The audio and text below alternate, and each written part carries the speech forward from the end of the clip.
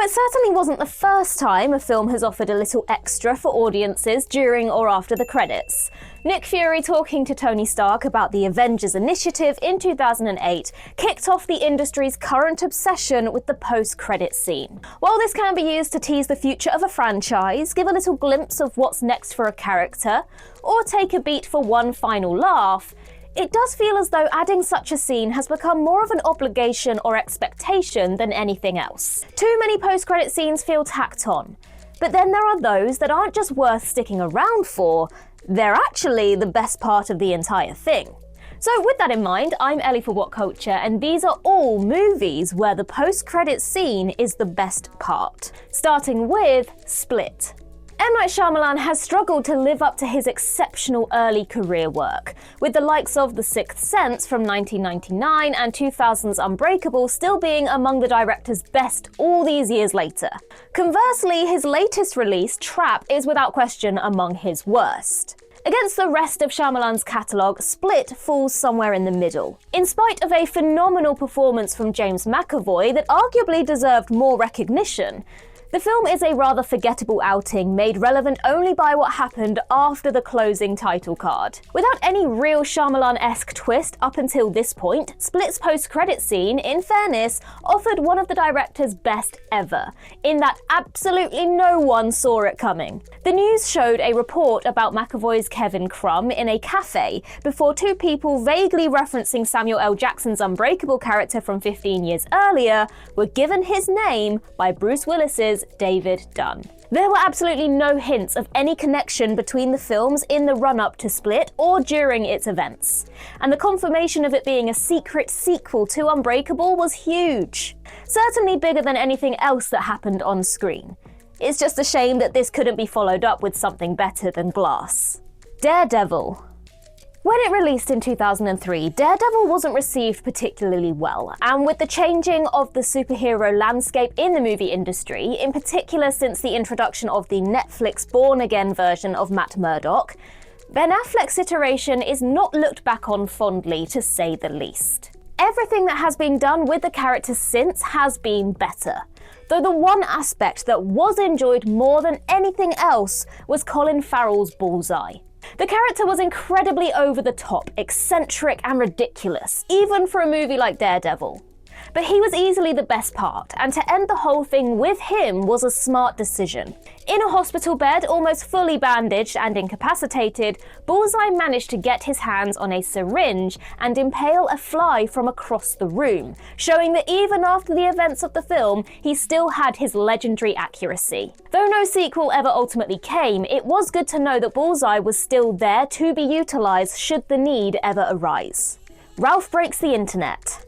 Though hardly one of the biggest names in Disney's extensive animated catalogue, Wreck-It Ralph enjoyed a decent enough introduction to the world in 2012 and was both popular and successful enough to warrant a sequel. Unfortunately, as is too often the case, the sophomore effort fell short of that initial magic. In fairness, there's nothing inherently terrible about Ralph Breaks the Internet, but it is largely forgettable. One of the most striking moments came when Vanellope found herself surrounded by just about every Disney princess you could imagine, as two of these characters were revisited for the post-credit scene. Kind of. In 2015, it was announced that there would be a sequel to one of the biggest films in recent memory, Disney's Frozen. The highly anticipated event was given a release date of 2019, and so when Ralph Breaks the Internet came out in 2018, the filmmakers were able to have a bit of fun with the unprecedented anticipation for the return to Arendelle. At the end of the credits, a sneak preview of the upcoming Frozen 2 was promised. Imagine the excitement and anticipation, children literally buzzing for what they were about to see. Well, what they saw after a few snowflakes falling was Ralph himself singing Never Gonna Give You Up by Rick Astley. That's right folks, Disney rewarded anyone who stayed through the credits with the greatest Rickroll of all time. Slither. James Gunn may now be best known as the head of the new DCU, and of course the man behind the Guardians of the Galaxy trilogy. But his directing debut back in 2006 was a far cry from the comic book world in which he has now made a name for himself. It may have featured frequent collaborators Nathan Fillion and Michael Rooker, but there wasn't a superhero in sight. Instead, body horror story Slither revolved around an alien parasite taking over a small town.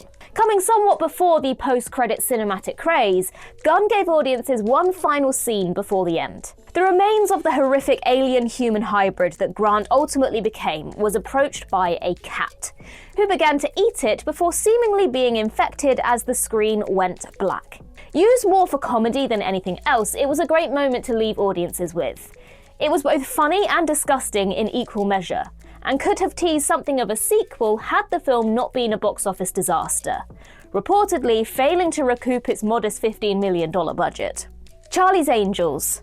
To say that it seems to be one of those cinematic trends that isn't going anywhere anytime soon, there are far more movie reboots that fail than are actually successful. Unfortunately, 2019's Charlie's Angels falls into the former. Elizabeth Banks' effort tried to bring an outdated idea into the present, and to say it was underwhelming would be an understatement. Clearly, the idea was there to kick off a new Angels franchise, with Kristen Stewart, Naomi Scott, and Ella Balinska at the forefront. But there was no sequel forthcoming. Forgettable though it may have been, Charlie's Angels at least had a fun post-credits scene that was genuinely more entertaining than the plot of the film itself. After an entire movie of running with the Angels, the final scene saw Elena finally officially recruited, showing her training regime headlined by a bunch of huge cameos. Original Angel Kelly Garrett, IndyCar legend Danica Patrick, Ronda Rousey, Laverne Cox, Haley Steinfeld, Lily Reinhart, and Olympians Ali Raisman and Chloe Kim all showed their faces in a training montage that would have put more smiles on faces than the entire 2 hours that preceded it. Don't Look Up. By its very critical and satirical nature, Adam McKay's Don't Look Up was always going to be somewhat divisive, something confirmed by its reception and Rotten Tomatoes scores. Quite simply, some people loved it and some people hated it. The story revolved around two astronomers, Leonardo DiCaprio's Dr. Randall Mindy and Jennifer Lawrence's Kate Dibiasky, trying to get the world to listen to the fact that there was an extinction-level comet hurling its way towards Earth. As a serious allegory for the dangers of climate change, it's not exactly the kind of film you'd expect to feature a post-credit scene. Yet the 2021 outing boasted two scenes that both gave closure on two of the most hated characters in the entire thing, namely the president and her son, Jason. Meryl Streep's president, as one of the 2,000 people who fled the Earth to another planet, survived in her new home just minutes before being eaten by a dinosaur-like predator, while Jason was left as the last man alive on Earth, still pleading with his now dead followers to like and subscribe to his videos. Zombieland Double Tap.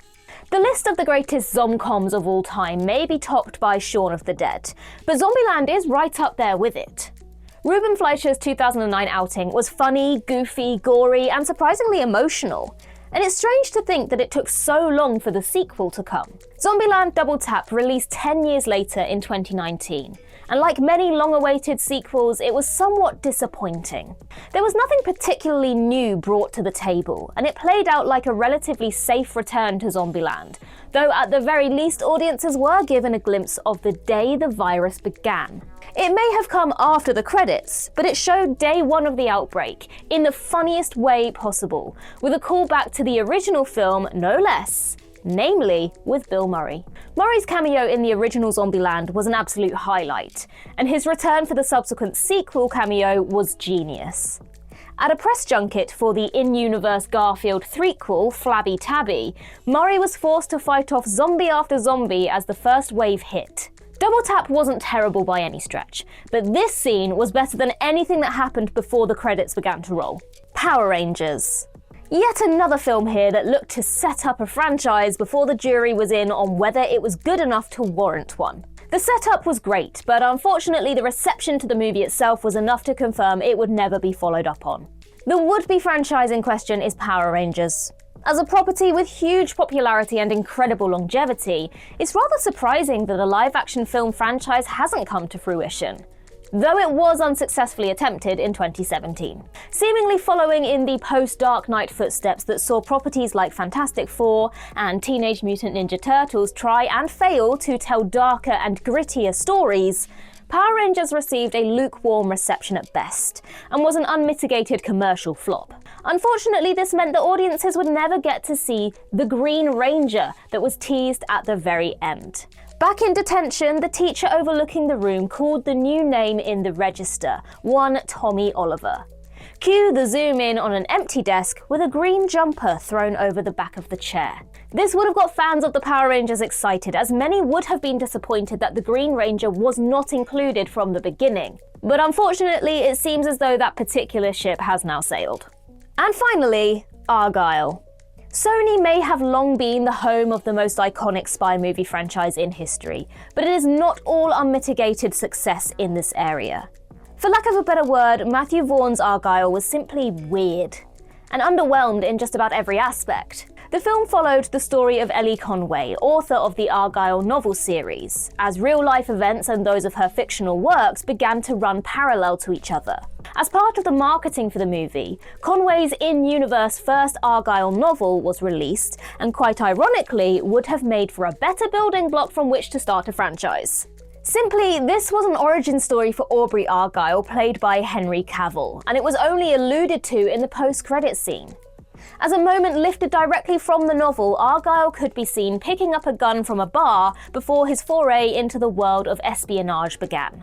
The movie was clearly supposed to be the beginning of a franchise, something that was killed almost immediately thanks to its poor critical and commercial performance. However, had the post-credit scene been included in a film that adapted the book, forgetting the story of the author herself, it would have stood more of a chance.